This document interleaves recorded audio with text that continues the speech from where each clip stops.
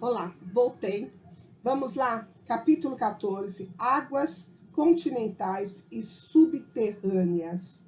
A maior parte da superfície da Terra é coberta de água, que pode ser classificada em águas oceânicas salgadas, formadas por oceanos e mares, e águas continentais, água doce, constituídas de rios, lagos, geleiras e águas subterrâneas. Os rios. Os rios são cursos de água que fluem sobre os continentes, de extrema importância para o ser humano. Eles são fonte de água potável e alimento, servem de vias de transporte de pessoas e mercadorias e podem ser utilizados como locais de lazer e esporte. Entre outras utilidades, os rios são uma alternativa para a geração de energia elétrica. Como aprendemos no capítulo anterior, no ciclo hidrológico, uma parte da água das chuvas escoa sobre a superfície do solo, das partes mais altas para as partes mais baixas do terreno. Aí aqui, olha, tem o desenho na página 9 que está mostrando exatamente isso. O escoamento superficial que desce, os poros da rocha que são penetrados à água, as rochas, a infiltração, a nascente e o lençol freático, que é aquele que fica abaixo da terra, que tem uma grande concentração de água.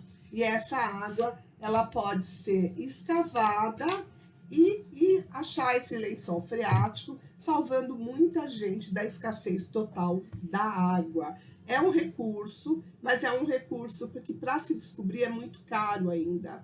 Então, mesmo nós sabemos que tem esses lençóis freáticos, imagina, dizem que na região Nordeste nós temos um dos maiores lençóis freáticos, mas o custo para escavações é muito alto. Então, muitas das vezes, eles passam sede com tanta água embaixo deles. As rios que nascem de um lago, como o Rio Nilo, situado no norte da África, ou do derretimento de geleiras, como alguns afluentes do rio Amazonas, que nascem nas montanhas nevadas da Cordilheira dos Andes, no Peru, e atravessam toda a região norte do Brasil. A maioria desses rios desemboca em mares e oceanos, mas alguns desaguam em lagos, como o rio Rames, que lança suas águas no lago Titicaca, no Peru. Então, aqui nós temos um mapa, né? Peru, rio Rames e lago Titicaca. E aí mostra aqui a nascente dele, olha, no Brasil, Bolívia, Paraguai, Argentina, quer dizer, pega toda a região do continente americano do sul, né? Localização na América do Sul, que são esses rios. No período mais chuvoso do ano, as águas dos rios aumentam de volume. São as chamadas cheias. Na estação mais seca, o volume das águas diminui, são as vazantes. A variação no volume das águas forma o regime dos rios, que pode depender, portanto, das chuvas do derretimento de geleira ou de ambos. Então, quer dizer, na estação seca, as águas diminuem e são vazantes. Nas chamadas, os rios, quando há o derretimento da geleira, aí há uma vazante cheia também. Aí aqui eles mostram dois momentos. O rio Acre em dois momentos no período da seca, à esquerda em 2016 e no período das cheias à direita. Vocês observem que a ponte na seca ela praticamente mostra todas as suas colunas. E quando está nas cheias, praticamente quase que cobre a ponte com água. Assim, os rios podem correr tanto por áreas montanhosas quanto por planaltos e planícies. Por isso, podemos dizer que há uma relação entre os rios e o relevo terrestre. Aí aqui, olha, vocês têm uma imagem e ele mostra o caminho que um rio percorre entre a cabeceira e a foz, chama-se curso. Aí está mostrando, logo o primeiro quadradinho, o lugar onde o rio nasce é chamado nascente ou cabeceira, que é aqui em cima, que é a nascente dele. As terras que ficam nos dois lados do rio são as margens. Em geral, quando o relevo é movimentado, os rios correm com mais velocidade. O lugar onde o rio lança suas águas chama-se foz. E um rio quase sempre recebe as águas de outros rios, que são chamados de afluentes ou tributários. Aqui na página 12, ação dos rios. Em todo o seu percurso, da nascente à foz, os rios retiram, transportam e depositam materiais ou sedimentos, que podem ser de areias finas a grandes blocos de rocha. Dessa forma, os rios constroem e destroem suas margens. Essa ação é chamada de erosão fluvial.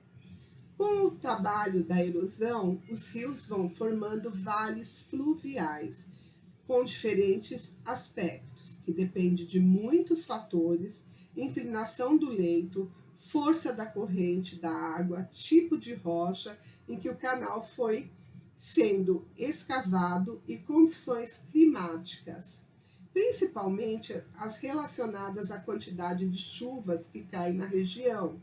Esses fatores atuam em conjunto, modificando o leito do rio e suas vertentes, as paredes do vale. Existem vários tipos de vales fluviais, sendo os mais comuns vales em V e os cânions, também conhecido como garganta. Vale em V, o trabalho de erosão do rio é realizado tanto no aprofundamento do leito quanto no desenvolvimento das vertentes.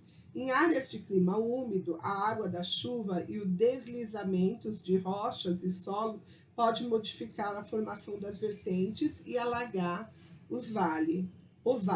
Observe a imagem a seguir.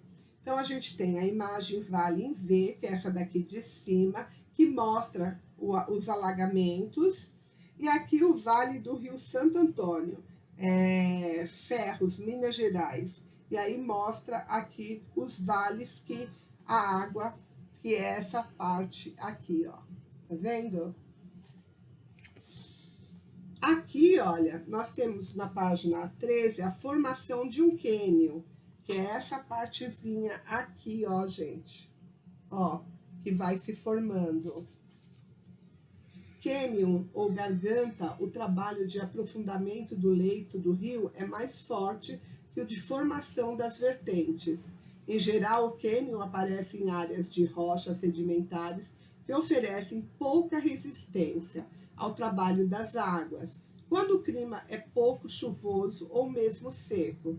As vertentes são praticamente verticais. Um dos mais belos exemplos de cânion é o formado pelo rio Colorado, no oeste dos Estados Unidos, onde as vertentes verticais chegam a mais de 1.000 metros de altura.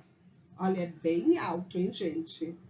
Meandros. Esse daqui é no Colorado, viu, gente? Onde eles estão mostrando no oeste dos Estados Unidos. Meandros são as curvas que um rio forma em seu percurso por uma área plana. Com o passar do tempo, um rio pode alterar sua trajetória. E quando isso acontece, ele abandona uma curva, meandro, que dará origem a um lago.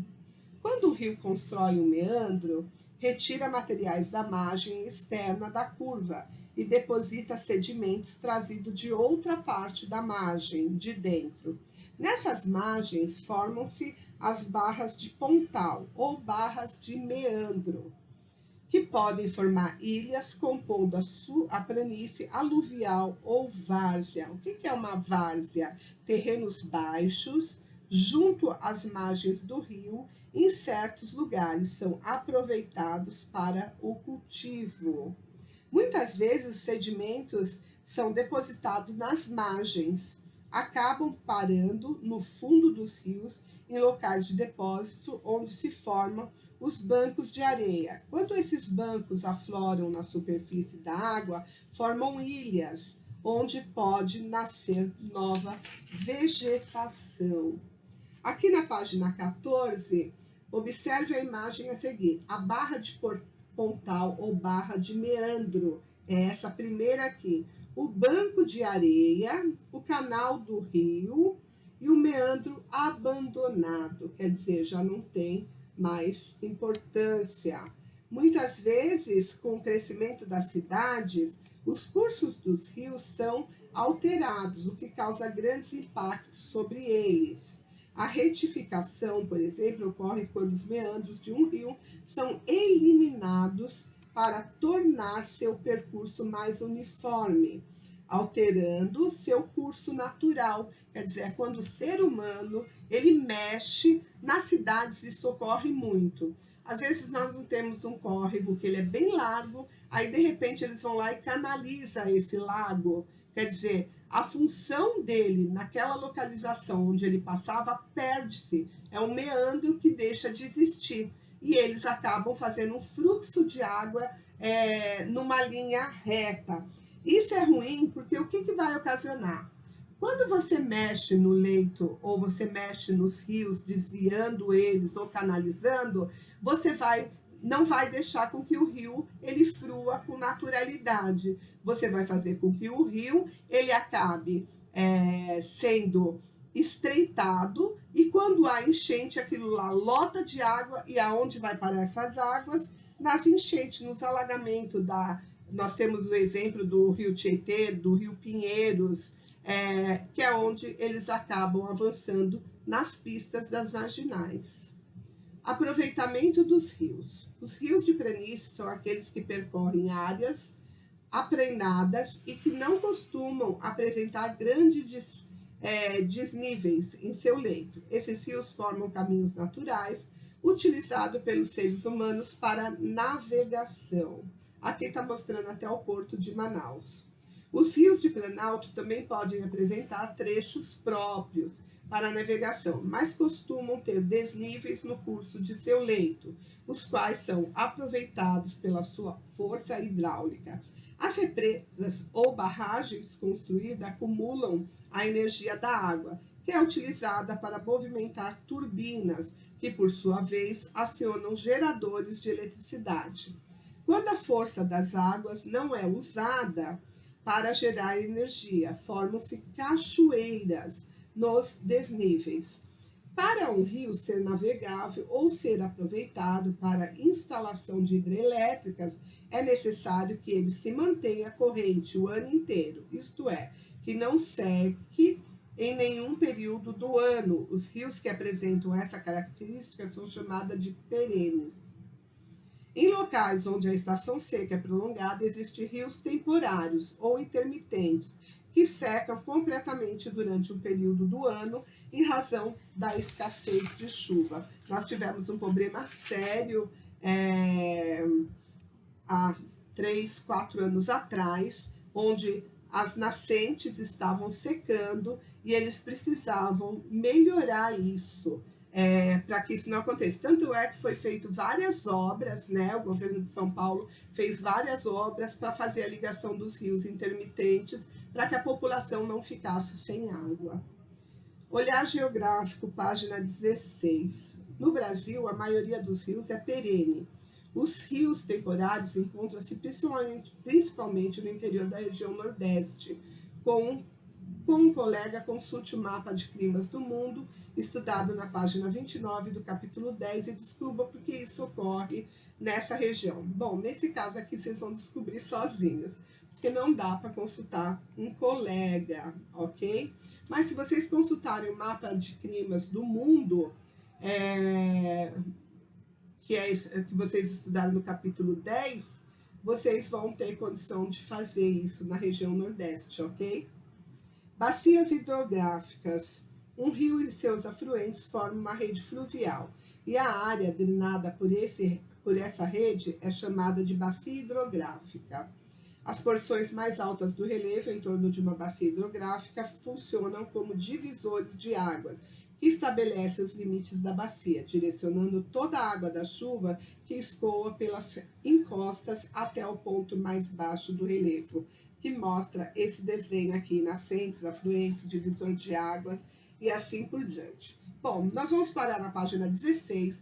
Na próxima aula, a gente volta na página 17, ok? Tchau!